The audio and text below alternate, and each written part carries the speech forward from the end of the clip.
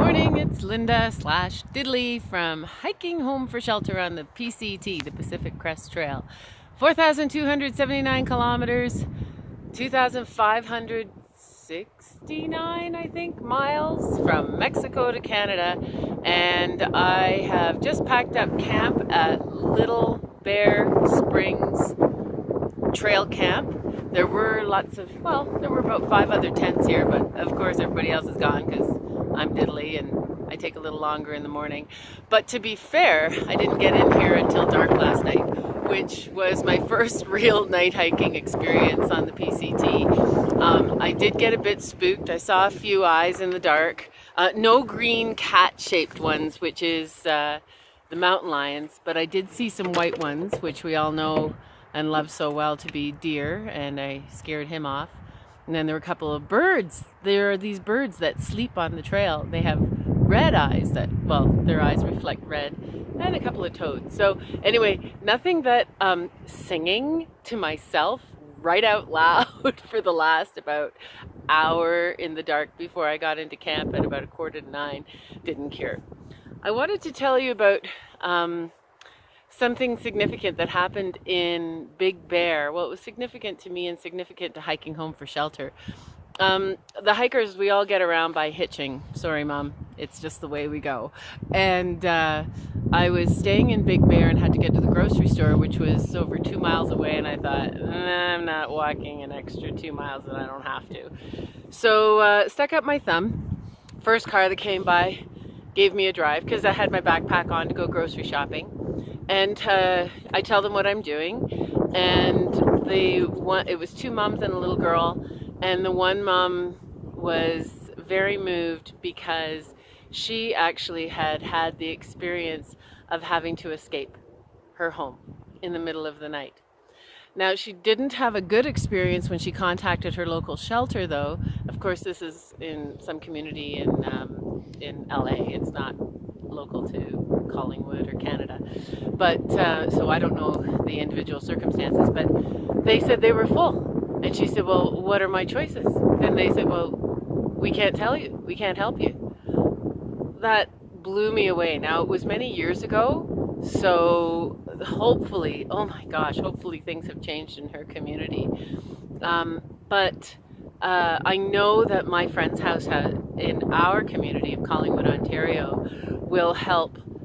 First of all, they don't turn anybody away in the middle of the night. They've told me that even if they're at capacity, if someone's in an emergency situation, they'll take them in and put them on a couch or on a floor or in a chair, and help them find an alternative in the morning, such as a motel. So then I go do my grocery shopping. So anyway, they're very thankful, and they take the website, and they're now following me and so on. I go do my grocery shopping, and I'm in the checkout, and I chat up the people behind me with the motivation that I'm looking for a ride back. And sure enough, they say, yeah, we're going that way. We can give you a ride back. We get chatting in the car, tell them what I'm doing. And the guy, who's probably in his 50s, he says, wow, he said, one of my most vivid memories from when I was a kid was the day my mom and I had to escape our house in the middle of the night. And he said, I remember being scared, not really knowing what was going on, but we went to a shelter and they were really, really nice. And as a little kid, I felt safe and protected. And so he thanked me for what I'm doing. So those are a couple of stories that I couldn't believe happened back to back. Like, who do we know that's going through this? And maybe they're not sharing it. So give that some thought today. Who do you know that might need your help, might need your couch, might need information about the shelter, and you might know nothing about it? So today, here's your challenge. Go online and learn what you can about your local shelter. I know my friend's house website is easy peasy to find, and you won't find where it's located. The location is confidential unless you need it in an emergency. But find out how many beds they have, what's their policy if they're full, and what can you do to help a friend, neighbor, or acquaintance if you discover that they are in emergency need of escape from their own home. So that's what's on my mind today, And that and hiking. So I did my biggest mileage yesterday, which was 19 miles, which is over 30 kilometers. It was tough. It wasn't as tough as in the heat. It actually snowed and I was thrilled. I was like, I know this temperature, I know this kind of condition. And I kept on going till dark and had to kind of tiptoe my way around the site because everybody was all set up and hunkered down for the night. So I'm going to try to do close to the same today.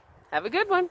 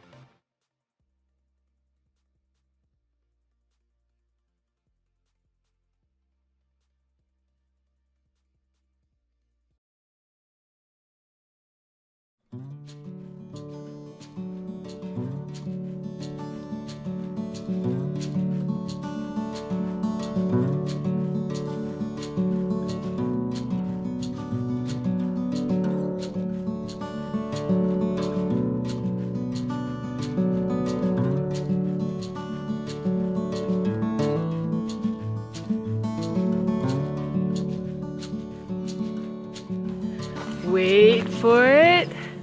Wait for it.